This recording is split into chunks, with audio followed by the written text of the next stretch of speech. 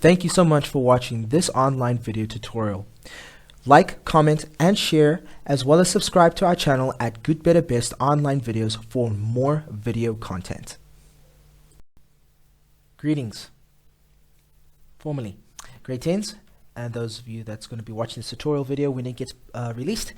In this tutorial, we are going to have a look at the National Senior Certificate Grade 10 Physical Science Paper 1, which is Physics, of November 2019. Over the course of this year, I've looked at papers all the way from 2015 up until 2018. Okay, so we're going to look at 2019.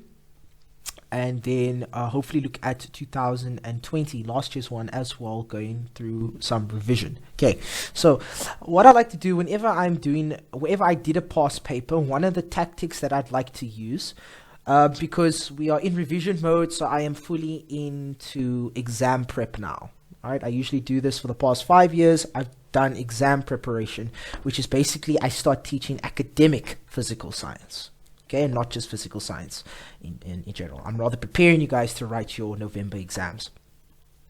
So one of the tactics that I used to do when I was obviously doing physics as a grommet high school student, I go to the back of the paper and I start with the last question. Okay, so there's the formula sheet that they do give you. Okay, I see they still give it, and I start with the last question. Now the last question is question 11 here, which I'm just going to zoom out slightly for. Maybe 80% will be fine. All right. So this question is a circuit question. Okay. Now the reason why I like starting at the back of the question, because at the back of the question paper, because you don't want to get your brain too used to doing too much of a routine. You want your brain to be able to think on its feet. Okay, because you can get hit with any question at any point, any time, and you're going to need to know it. So we'll start with question 11. Maybe we'll go to question 1. Maybe we'll go to question 7. Maybe we go around there. Or we'll just work backwards up until question 1. Okay. Now, circuits, I know I taught a little bit towards either the first or second term. I can't remember when we did circuits. Okay, but let's try and attack this question right now. Question 11, in the circuit diagram below, the resistance of the battery, ammeter, and connecting wires are negligible. In other words, they can be ignored because they are very, very small. They won't have zero, or they won't have zero, but they will have such a small effect it will not matter on the outcome. Okay. Now, they ask us to explain the meaning, all right, of the following. There's a term there that says 5 amps.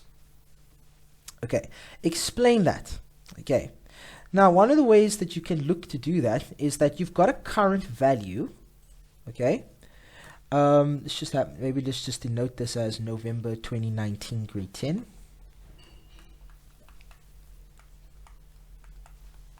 Paper 1, and this is question 11 and 11.1. You've got a value that current is equal to 5 amps. So what's your formula for current in grade 10? Well, you pop your formula sheet, okay, and you look for electricity or electrostatics or electric circuits, and boom, there's a formula there. Q is equal to I times delta T. Okay, so if we must take that formula, Q is equal to I times delta T, then therefore the current must equal to the amount of charge divided by time.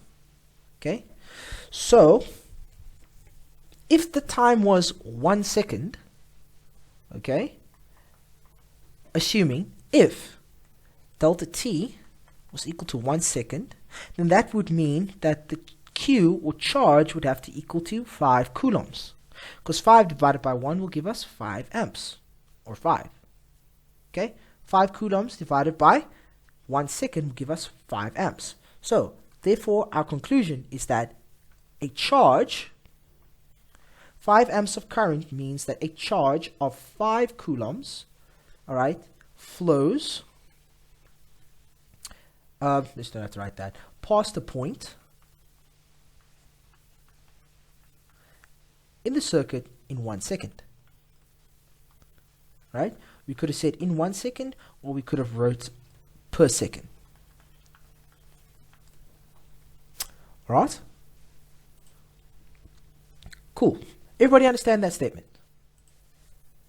11.2 says calculate the effective resistance of the parallel resistors. Okay, so the key word here is the parallel resistors. Okay, there is one that we don't know, but we definitely know the values of the parallel resistors. Okay, so if we're uncertain of the formula, because maybe we just don't remember it, right, we first look at our formula sheet. So we go straight to our formula sheet, and we see that RP, R parallel, 1 over R parallel is equal to 1 over R1 plus 1 over R2. Okay, so we'll go quickly to the top, and then we'll see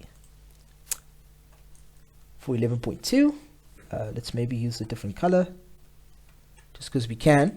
And in an exam, please stick to blue or black ink. Okay, and if your black pen dries out, use the blue pen. Okay, and maybe just tell the marker my black pen ran out, or have 2 black pens or 2 blue pens. You get my point. So 1 over R parallel is going to equal 1 over R1 plus 1 over R2, and it stops there. You don't need to add the ellipsis or anything like that because, well, there's no more resistors. So we got 1 over 4 plus 1 over, I can't remember, 6. Okay. And let's just write 1 over R parallel here as well. Okay, so we could just throw that in on our calculator. Let's just half the page here. 1 over R parallel is equal to, let's just find out what's 1 over 4 plus 1 over 6. Alright, and that'll be 5 over 12. Now, in order to find out your parallel resistors, of course, you would obviously, there is obviously a cross multiplication here. You can divide times both sides by 12. You have 12 over RP, then you times both sides by RP, and then you'll have 5 RP and 12, and then divide both sides by 5. But basically, the reciprocal is just R parallel is going to equal 12 over 5. Okay, and then therefore, the value of R parallel, in this case, 12 over 5, is going to be equal to 2,4 ohms, and the symbol for ohms is like that. Okay, so that's the symbol for ohms. Okay, lovely stuff. Okay, so of sorry, that's where the exam was found.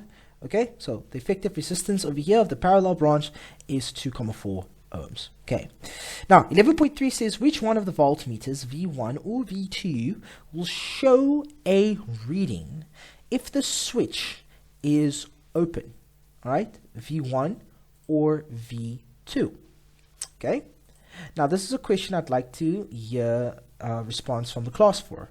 Okay, so voltmeter 1 is connected across the battery and switch S is open, whilst voltmeter 2 is connected across the parallel resistance. Now they're asking the question again, which one of the voltmeters, V1 or V2, will show a reading?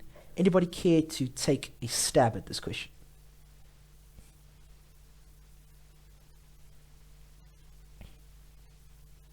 When I say take a stab, I mean you're blindfolded and you don't know where you're stabbing. You just go for it.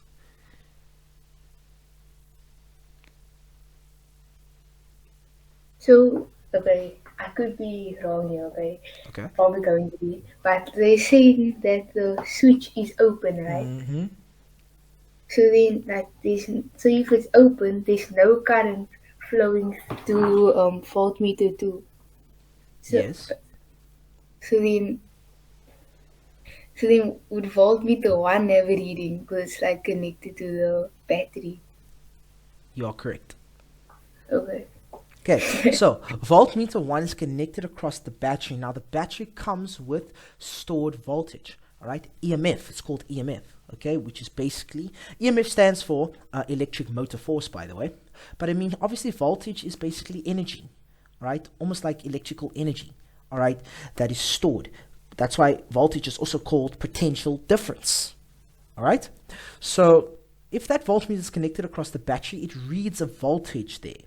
Obviously, the switch, it's open, it can't go anywhere. But voltmeter 1 will show a reading because it's connected across the battery, which has stored volts. Okay, so 11.3 is V1.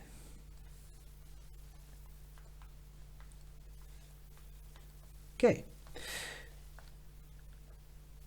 11.4, switch S is now closed, and they ask us the question, how does the reading on voltmeter 2 compare to that on voltmeter 1? Choose from, higher than, smaller than, or equal to. Alright?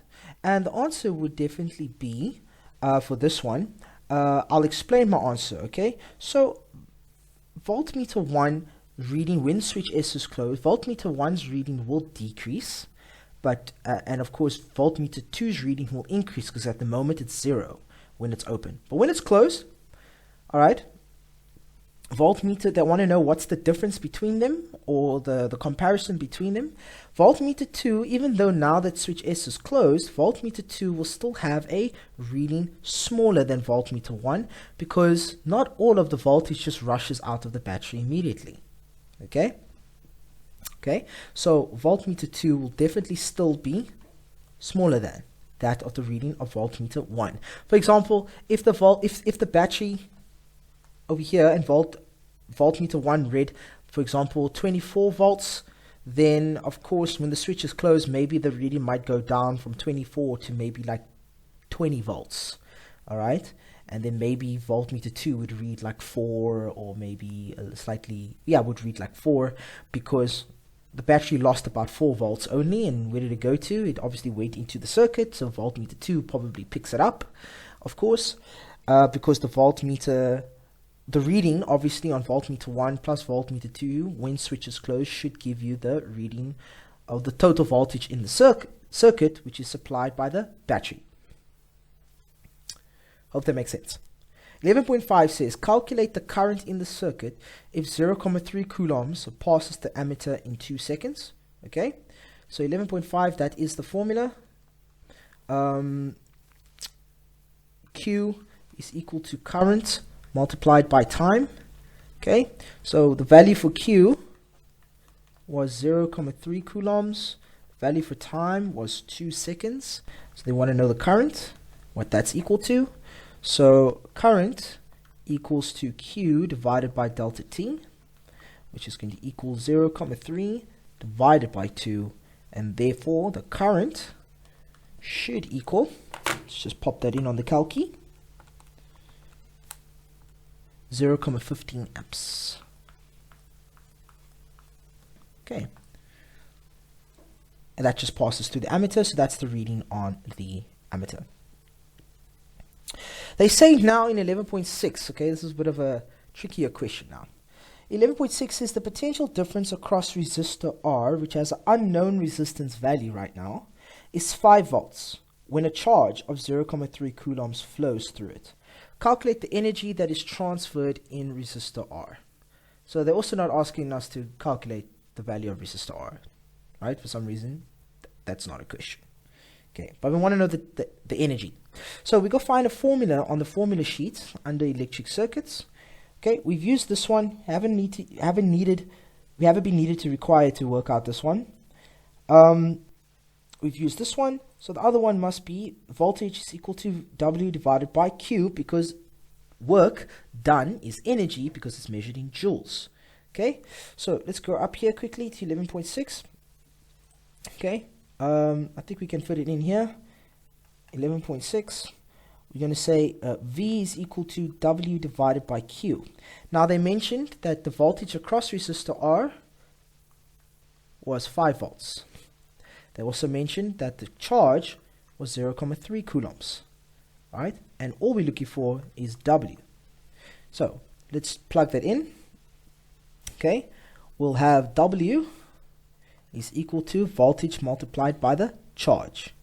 So W is going to equal 5 multiplied by 0.3, and that will give us 1.5 joules. Alright, and that is our final answer. And that wraps up question 11, which was about 13 marks.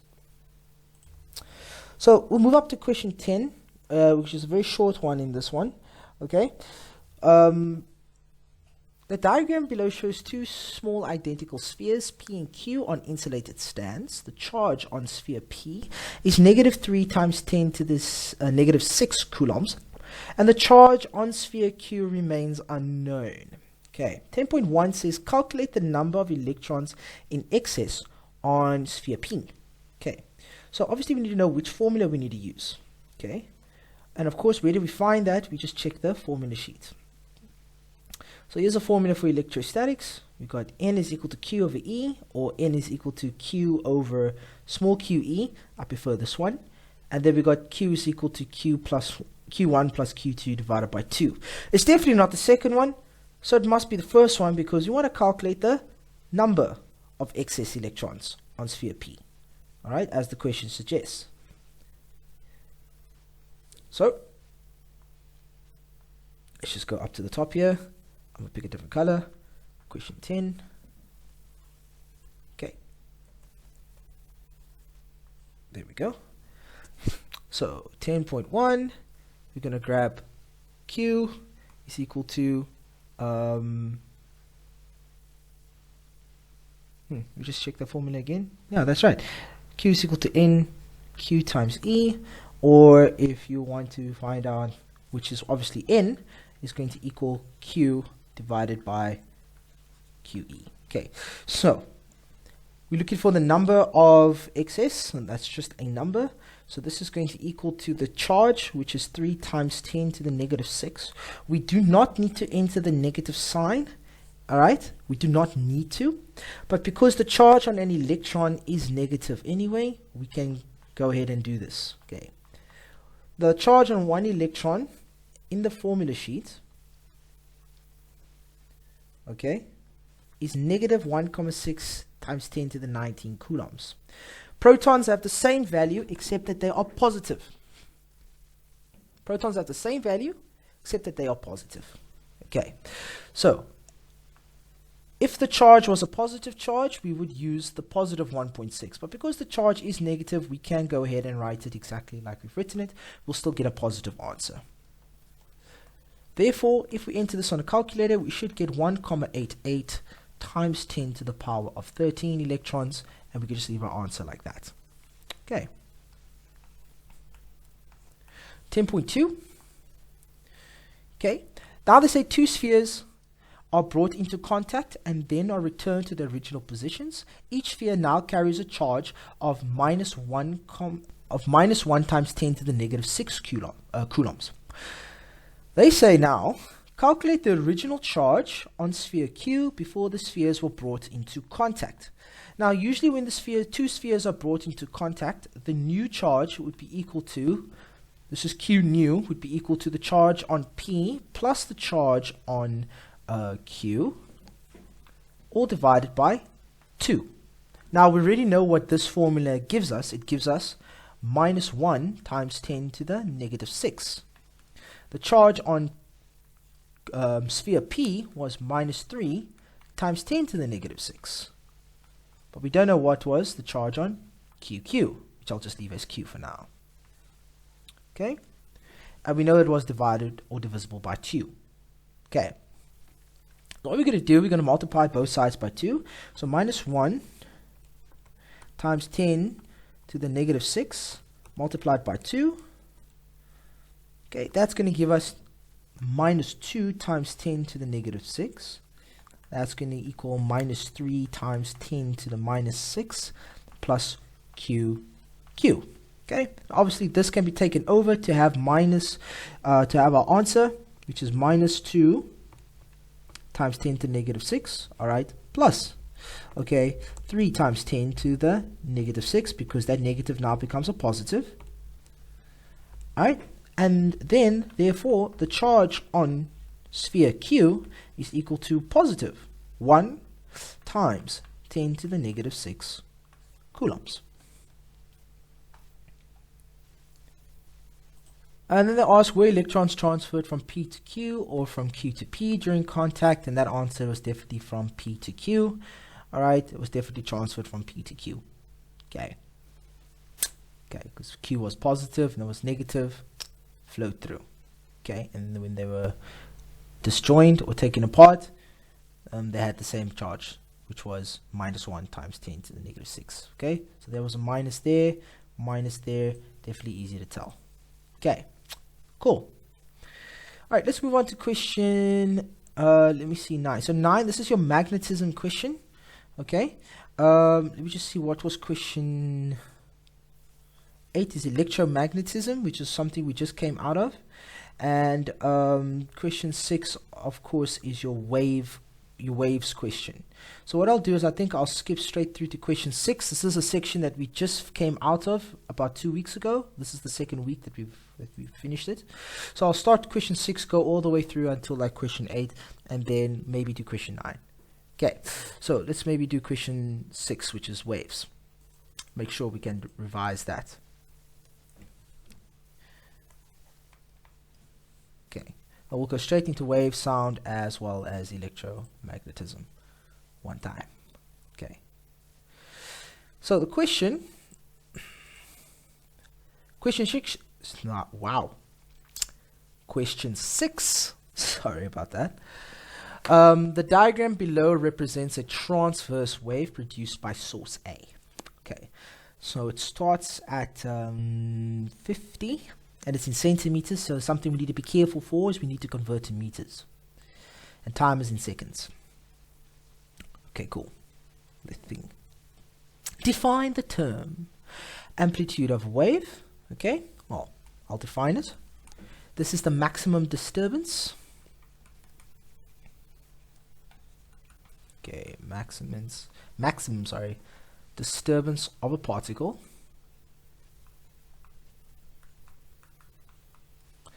All right, from its rest position.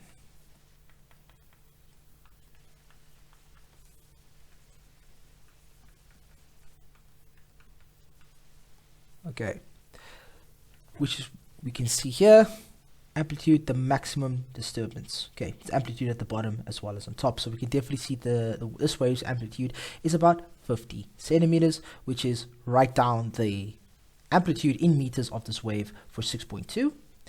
Okay, so it's 50 centimeters, so 50 centimeters into meters, 100 centimeters in a meter, so divided by 100, 0.5 meters. Okay, that was easy, that was just from the graph. Okay, and then 6.3, determine the period of this wave. All right, determine the period of this wave. Well, we can see that the time it takes to complete a wave is probably, let me see, boom. Let's just see quickly. So the period here will definitely equal 8 seconds because boom, half a wave, and then boom, there's another one. Okay, and there's another 4, and there's another one. So the period is definitely about 8 seconds. Okay, so t equals 8. Equal to 8 seconds. Just like that, it's fine. Now 6.4, I think the calculation starts getting a little bit more intricate. So they say calculate the speed of the wave if the wavelength is 0.8 meters. So 6.4.1. Okay, now we know we need to find out what the frequency is if we want to calculate the speed of the wave. So frequency is 1 over the period. So 1 over 8. And therefore the frequency must equal to about 0.125 hertz. Okay, now we can sub this into the formula. V is equal to frequency multiplied by lambda. You work with what you have. So I've got 0.125 multiplied by the lambda, which is 0.8, and therefore the speed of this wave will be about 0.1 meters per second. All right. 6.4.2 says calculate the distance on the distance on the diagram. Okay, so we definitely see that we've got about, we've got 1, we've got 2.5, so we've got about 2.5 waves. All right, so there's about 2 methods we can do to work this out. Okay, I can't use this layer anymore. It's about two methods that we could use to work this out. Okay, so for 6.4.2, what we could use is we could say, well, distance is equal to about 2.5. Let's actually just write it down in decimal. Okay, multiplied by the wavelength, and that'll give us distance of about 2 meters. Okay, or what we could do is we could say v is equal to distance over time. Okay, now the speed we worked out of the wave to be was about 0.1 meters per second. That's equal to the distance divided by time. Okay, if I must check the total time for 2.5 waves to pass, so it's 16, and we know if the period is 8 for one full wave, then half must be 4, so 16 plus 4 is 20, so this is 20 over here. So then that's 20 seconds for 2.5 waves, and 20 times 0.1, therefore distance is equal to 2 meters. Okay, we've got a different diagram now that's also a transverse wave, but it's produced now by source B, all right, and no longer by source A. 6.5, we still got the same amplitude though. Let's see quickly. So 1, 2, 3, 4, 5. Looks like about 5 waves there. How does each of the following properties of the wave produced by source B compare to that of the wave produced by source A? Choose from greater than, smaller than, or equal to. Well, we can definitely see that the amplitude actually pushes past 50, right? So there's 50, and the amplitude actually hits past 50. So for 6.5, I don't even have to write it down. It's definitely greater than for 6.5.1. The amplitude is greater. And the frequency, well, the period is now 20 seconds. Oh, no. Let me actually not say that. There's more waves per second here, okay? There's more waves that passes per second here, okay? So the period actually looks like it's way more now. I think if we just test that quickly, by having a look here, the period here was 8, so boom, 1. Yeah, so the frequency now is 1. Yes, that's right. So the frequency is also greater than. All right, the frequency is also greater than, because the period is now no longer 1 over 8, it's 1 over 4.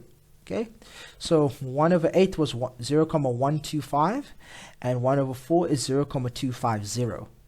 Right, we just omit the 0. Okay, so frequency is also greater. But 6.6 asks us to calculate the frequency of the wave produced by source B, and I kind of just calculated it now anyway, so I'll show you how to do it for 6.6. It's 1 over t equals to the frequency, so 1 over 4 is equal to the frequency, and then therefore frequency equals to 0.25 hertz or 0.250 hertz if you want to show that it's definitely greater. Okay, that was simple. The reason why we got to there, again for those watching, is we saw that it took now no longer 8 seconds like in source A. It took 8 seconds to complete one full wave. We see here it completes one full wave in 4 seconds. Okay, so that's how we got to the higher frequency conclusion. Alright,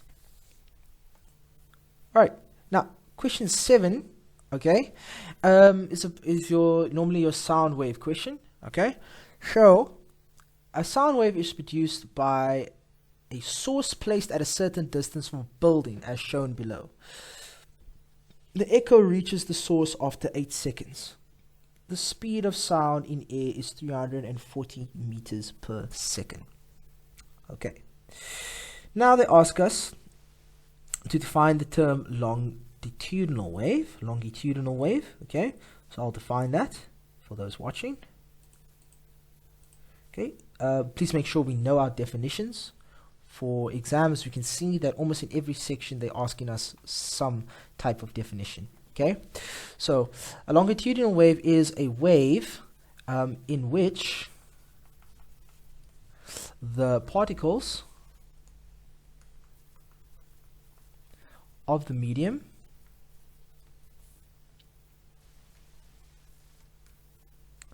vibrate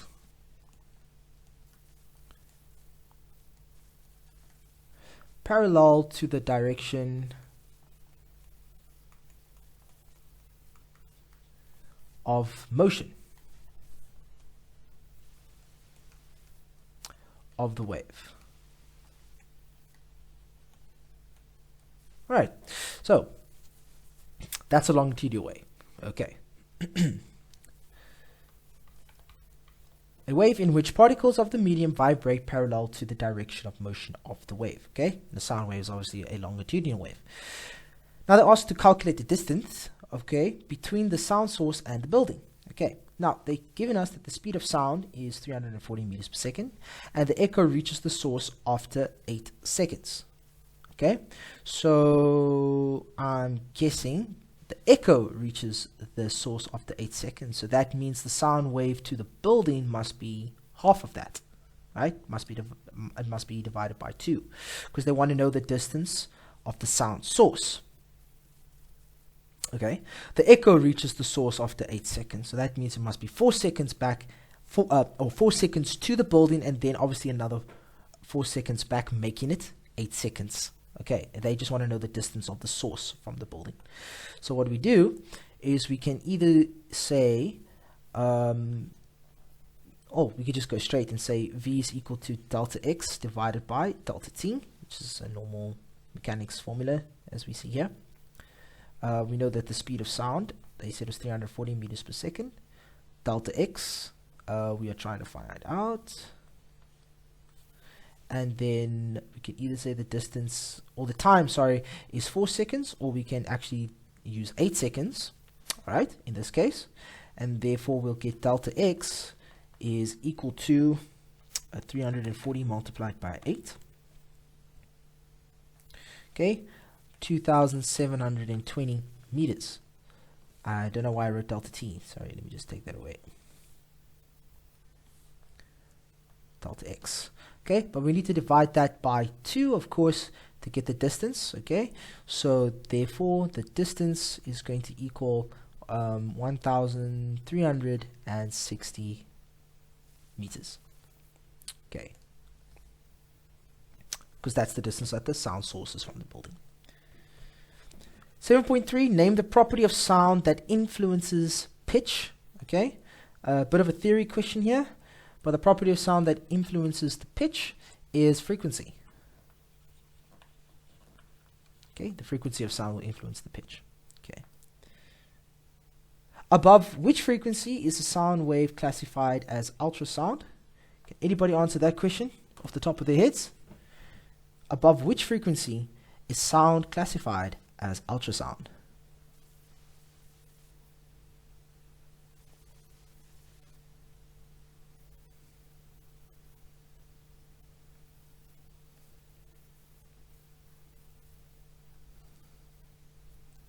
Anybody know? Above which frequency? It's a certain value. Anybody? Any takers? Any guesses? Anybody got their guess jeans on tonight? That's a boring dad joke.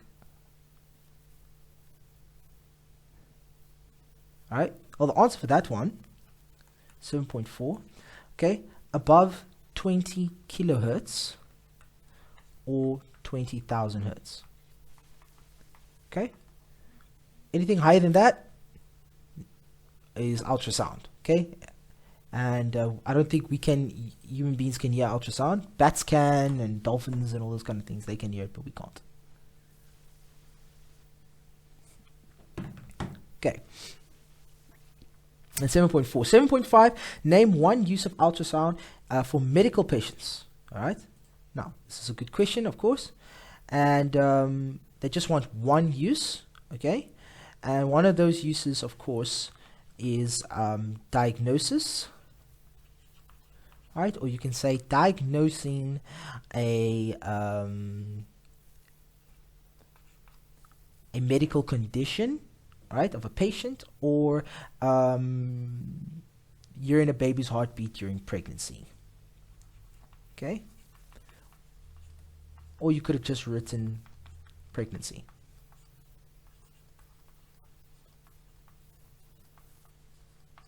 Okay, you could have just written pregnancy. Okay, but it's used in pregnancy a lot.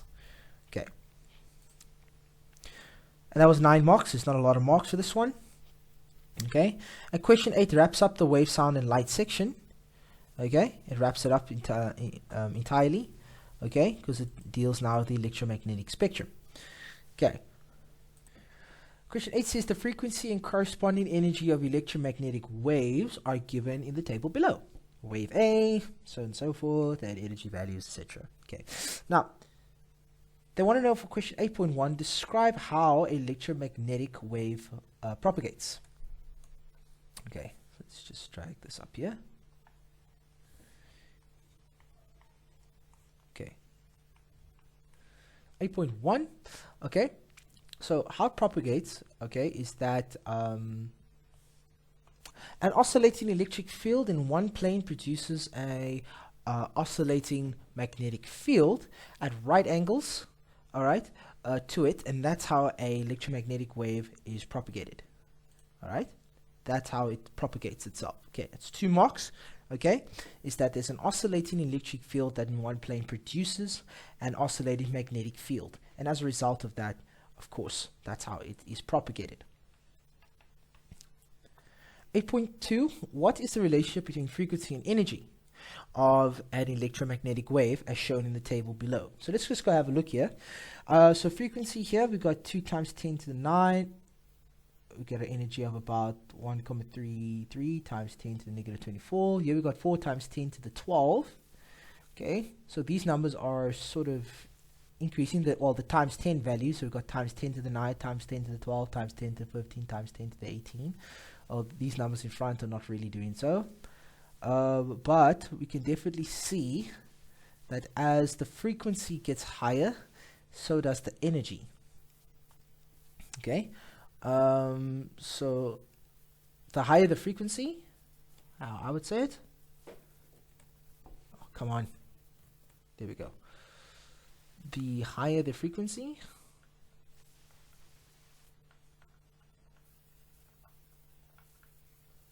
okay, the higher the energy.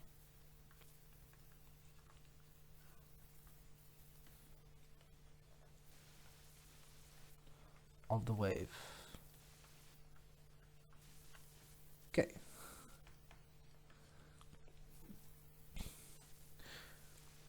Eight point 3. Okay, says calculate the frequency of wave E. Okay, so all we got is the energy, all right, for it. But we know there's a formula that exists for it. If we just go to our formula sheet quickly, so let's just go downstairs quickly. Let's see. Wave, sound, and light. So it looks like it could be any one of these formulae. Okay, so the formula that is actually we can use this one. Let's use this one. Okay, so let's go back up to the question quickly. All right, let's use this one. Let's use E is equal to hc over lambda. Now h is equal to Planck's constant, which is found on the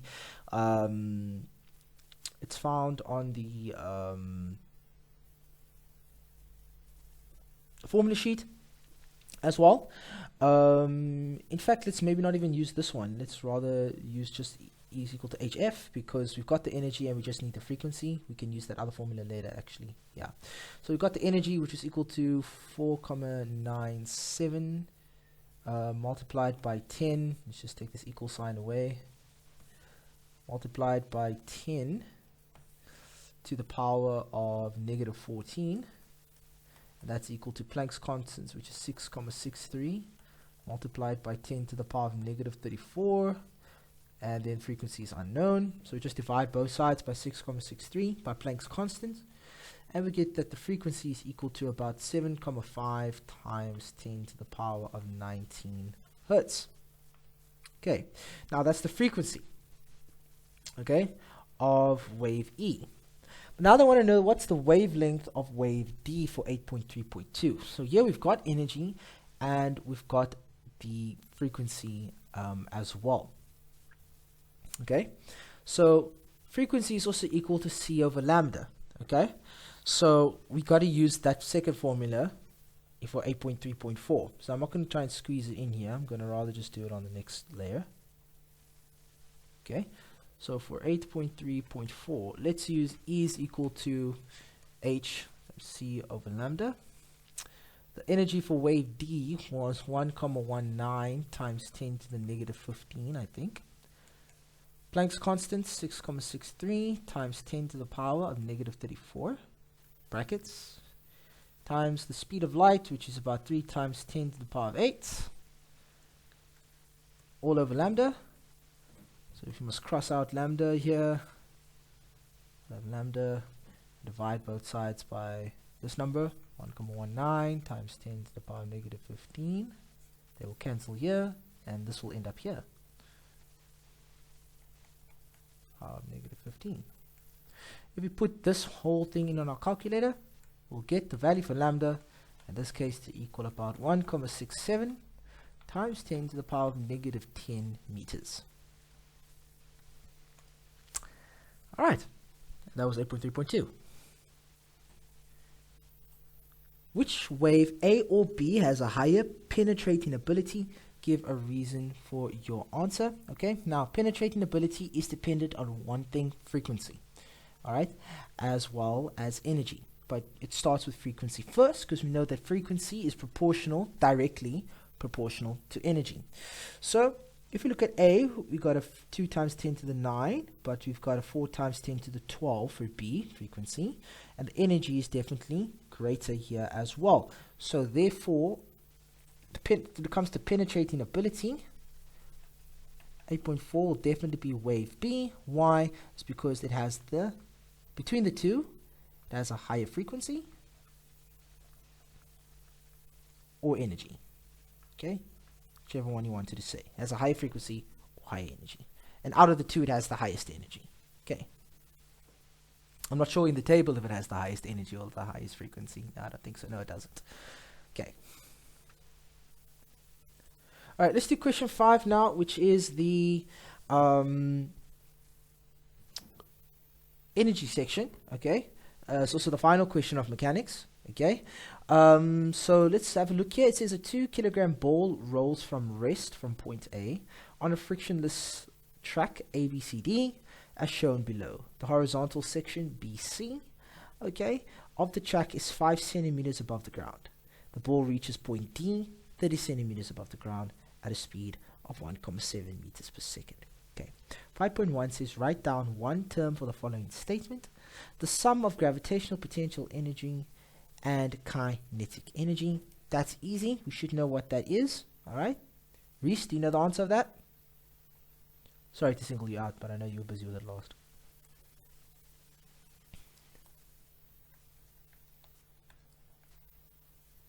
Okay, one term or phrase for the sum of potential energy plus kinetic.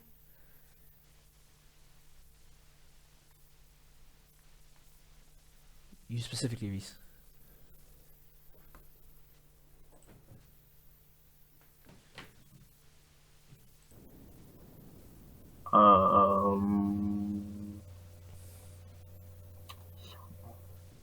Starts with the M.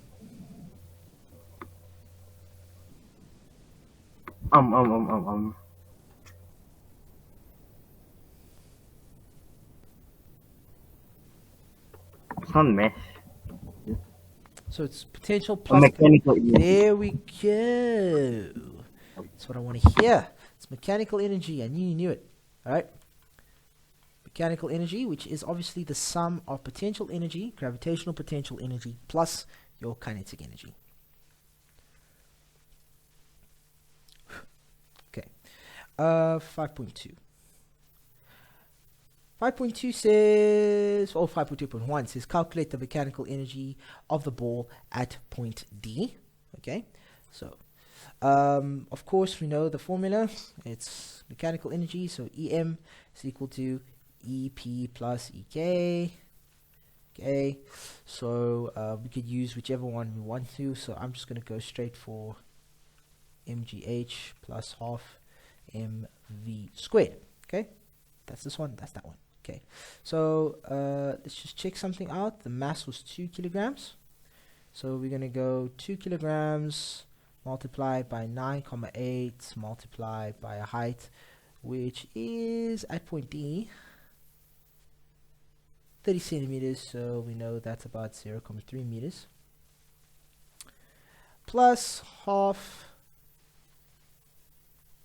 of 2 multiplied by v squared, where let's just see, there we go, they gave us the velocity, which was 1,71 all squared. Okay, so if we do that, we'll get an answer for mechanical energy. EM is equal to 8,8 joules. Alright, so that's 5.2.1. Alright, 5.2.2. Initial height h of the ball is at point A, so we want the initial height. So we've got 30 here, 5 there, and then we want what is the initial height of A. Okay, so with this one, what we're going to say, if mechanical energy is conserved, they haven't asked us to define it, but if it is conserved, all right, then we must know that mechanical energy at point A must equal mechanical energy at point D if it's conserved throughout the journey. Meaning that the mass at point A, all right, or mgh at A plus half mv squared at A must equal mgh at point D plus half mv squared at point D. Now we already know what this is equal to. We calculated there. This is equal to 8,8. Okay, so at point A there is no kinetic energy, because that's the point that it starts from. There's only there's only potential energy. So there's only 2 times 9,8 times h. So divide both sides by whatever 2 times 9,8 is. I'll be able to tell you in just a moment. 2 times 9.8. It's equal to 19,6. Okay, so divide 8.8 divided by 19,6, and you'll get an answer of the height there. Therefore, height is equal to 0,4489, so 0,45 meters. Okay, obviously you times that by 100, you'll get it's about 44 or 45 centimeters. Okay, since the height is in centimeters in the picture. Okay, so that makes sense because it's higher than point D, and D is at 30 centimeters, so 45 centimeters makes sense. But we gave our answer in meters because we work in meters in physics. Okay. 5.2.3, last calculation here. Calculate the speed of a ball while it moves from point C all the way through to, the speed of a ball while it moves between point B to point C. Okay, so let's take this away quickly. 5.2.3. Again, mechanical energy at point A must equal to mechanical energy at point B. Okay, so obviously we know that there's no kinetic energy, so we just know that's just mgh. Alright, it's going to equal to half mv squared plus mgh. Okay, so we know this is 2 times 9,8 times 0,45, which is equal to half of 2 times the velocity squared, which we're not sure of. Don't even know why I put brackets there, but let's just take it away. V squared plus, of course, 2 times 9,8 times the height, I think from B to C was 5 centimeters, so that's 0,05 meters. Okay, so 2 times 9.8 times 0,45 meters, that's about 8,82, and half of 2 is 1, so that's just V squared plus 2 times 9.8 times 0.05, and that's going to be plus 0,98. Okay, so if we take 8.82 and we minus the answer of 0.98, we're going to get v squared is equal to 7.84. And if we square root both sides, therefore not v squared, therefore the velocity, all right, is going to equal 2.8 meters per second, which makes complete sense. Okay, should be going fast as it's coming down from a largely or quite a tall height. Fast, and then when it gets to point D, slow down because it's going uphill again or up an incline to 1.71. So that makes perfect sense actually. That's good. Okay, that's 5.2.3. Just want to read 5.3's question. 5.3 says the 2 kilogram ball is now replaced with a 4 kilogram ball. How will the speed of the 4 kilogram ball compare to the speed of the 2 kilogram ball at point D? Choose from greater than, smaller than, equal to, and give an answer, a reason for your answer. Okay, so the ball, 4 kgs, obviously now that's replaced the 2 kg, it's still dropped from the same height. Speed is not dependent on the mass. Alright, velocity is not dependent on the mass of the object. Alright, it is dependent on the height only. Okay, so for 5.3, our answer should definitely be equal to. Okay, because speed only depends on the initial height.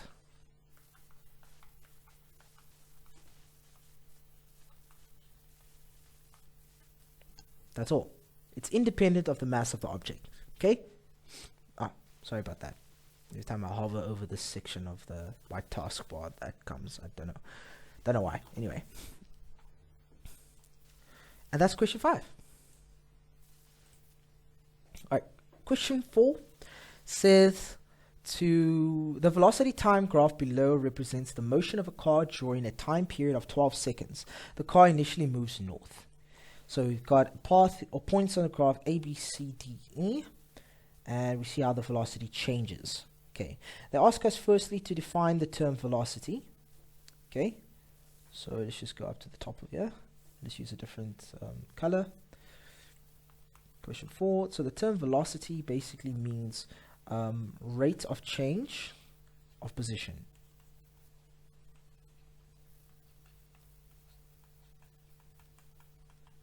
Rate of change of position. Okay. Now 4.2, that's where the serious business starts to go. Describe the motion of the car from C to E.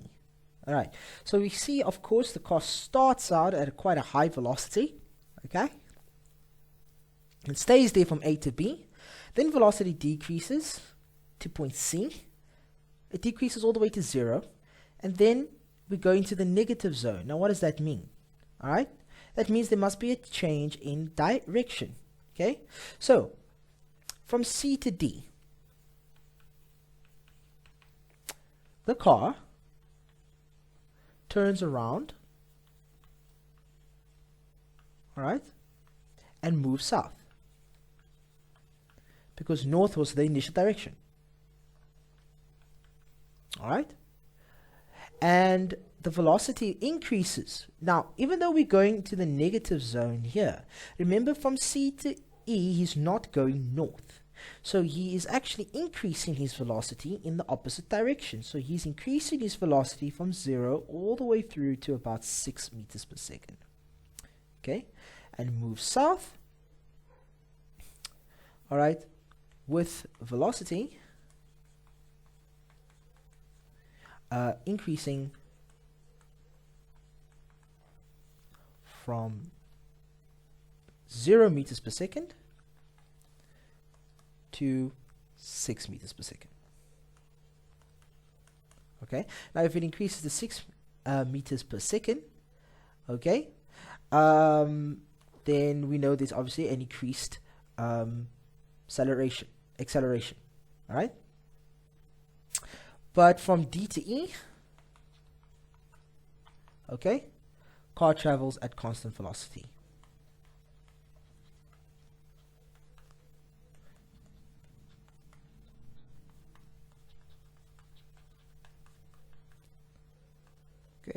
car travels at constant velocity. Rad. Okay, we could have set that all in one. From C to E, we could have said first the car turns around and moves south from the motions from C to D, but it's good to obviously map it out nicely like this so that the marker knows exactly where you're taking him. Okay. Question 4.3, they say without using equations of motion, okay, without using equations of motion, calculate the distance the car traveled from A to C. Right, so this is just using the area underneath the velocity time graph, which will equal the displacement or total distance. Okay, now we can see that from A to C we have a shape, we have half a trapezium. Okay, we have half a trapezium. Okay, or we could split it up into A to B and then B to C. So if we draw a line down here, we've got a rectangle, and then we've got from this point from 2 seconds to 6 seconds, we've got a triangle, a right angle triangle. Okay, so we could break it up like that. Okay, I'm going to do, because I don't have that much space, I'm going to do the half a trapezium. Okay, so the formula for area of a trapezium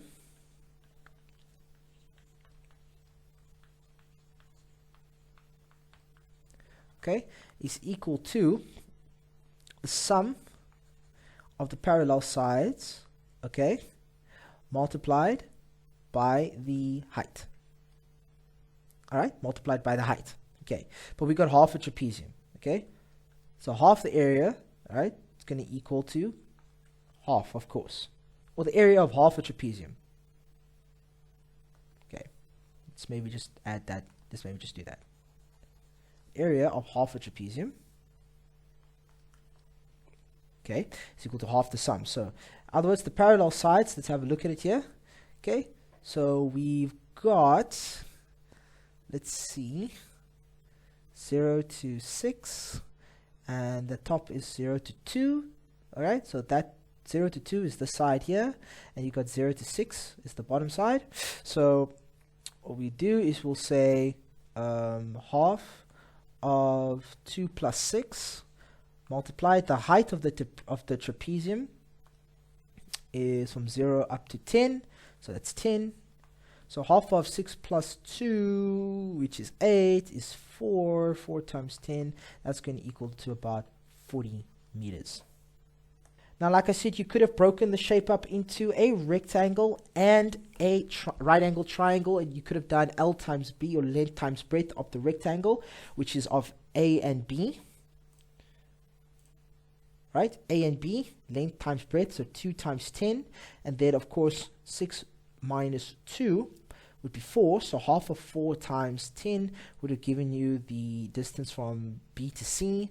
And 2 times 10 would have given you the distance from A to B, so there'll be 20 meters each, and then of course you would have just added them together and would have given you a total distance of 40 meters as well, which we got here using area of half a trapezium.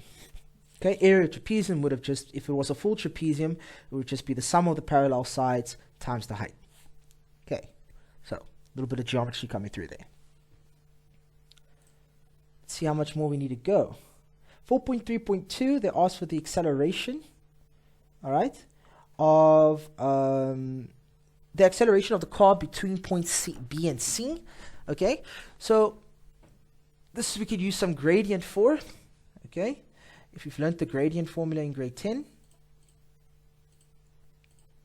Okay, we obviously know that the gradient, which is m, is equal to change in y over change in x, which is basically equal to, on the y-axis, we've got change in velocity over the change in, let me see, what's x here? Time. That's obviously going to equal acceleration. All right, change of velocity is going to equal change in time. Okay, so we're going to stick with this one. Okay, so the change from B to C of velocity was 0. We've got to choose, obviously, our final, which was 0, minus 10. So change of velocity is Vf minus Vi. So Vf was at point C, all right, which was 0, and that was 10. And then, of course, time from B was 2 and C was 6, so that's 6 minus 2. And that's going to give us, of course, minus 10 over 4, which is going to equal minus 2.5. Okay, let me just check if I'm correct. Yes, minus 2.5. All right, which is basically saying that acceleration is 2.5 meters per second, but not in the north direction. It's in the south direction. So because of that negative, acceleration is 2.5 meters per second south. Okay. 4.4. How does the magnitude of acceleration of the car between B and C compare to the magnitude of its acceleration between C and D? Okay. Write down greater than, smaller than, or equal to. Well, the answer is smaller than. And 4.5 says refer to the graph. Well, that's simple. We can definitely look at the different steepness of the slope. All right, the slope of B to C is way steeper than that of C to D, or maybe not way steeper, but we can see it is steeper. Okay, it's more of a steeper gradient, where C looks like it's more of a gradual. C to D is more of a gradual gradient. Okay, so just looking at the graph, we could definitely just comment on the nature of the slope. Okay, it's much more gradual. So if the gradient is more gradual, we know it's going to be a smaller value. All right. Cool. That was 4.5. Now 4.6, write down the direction of the resultant displacement of the car. Okay. The resultant displacement of the car after everything is done is definitely going to be, let me see quickly. So that goes from 0 to 6 and then keeps it at minus 6. Here it started off at minus 10 and then went down, or 10 from A to B, and then climb down. So 4.6 definitely going to be north. All right, it's going to be positive. 4.7, use an equation of motion to calculate the instantaneous velocity of the car at t equals 5 seconds. Okay, so 5 is somewhere in the middle here. Okay, so what we do with that is we say 4.7 Vf is equal to Vi plus A delta t. Now 5 seconds, we're still going to use the gradient of minus 2.5. So Vf, we're not sure what it is, but we know initially it started off at 10 meters per second, plus acceleration was minus 2.5, okay, because it was slowing down, and the time was 5. Okay, so minus 2.5 times by 5, all right, that is minus 12.5. So the final velocity is going to equal 10 minus 12.5. Vf is going to equal minus 2.5 meters per second. Therefore, to end off our answer, Vf is equal to 2.5 meters per second, and that is still in the direction of, because it's negative. No, he hasn't turned around yet at 5 seconds, so it's still north. Okay, so we can't say south because only at from point C to D he changes direction. So at 5 seconds before he gets to C, he's still over here. He's still in the northerly direction. So above in the positive section of the graph, above 0 here, above the x-axis, is still in the north direction. So even though our answer we got was minus 2.5 meters per second, okay, it's because he was slowing down though. He hadn't fully reached 0 yet. All right. And unfortunately, for the purpose of this tutorial, that's all we have time for until question 4. So in the next video, we will finish off question 2, 3, as well as question 9. And I'll go through the multiple choice as well to teach you some multiple choice tips and skills as well at answering multiple choice questions. I know we haven't done this paper in chronological order, but that's fine. Remember, we are testing sections here, and doing this kind of just helps our brain not get used to routine, and really just test if we are able to think on our feet and answer questions section by section in any case. So I hope you enjoyed this video tutorial on 2019 grade 10 physics paper 1 November paper. We will finish it in the next tutorial. Thanks so much for joining me. Don't forget to like, comment, and subscribe to our channel, Good, Better, Best Online Videos. We'll catch you in the next one.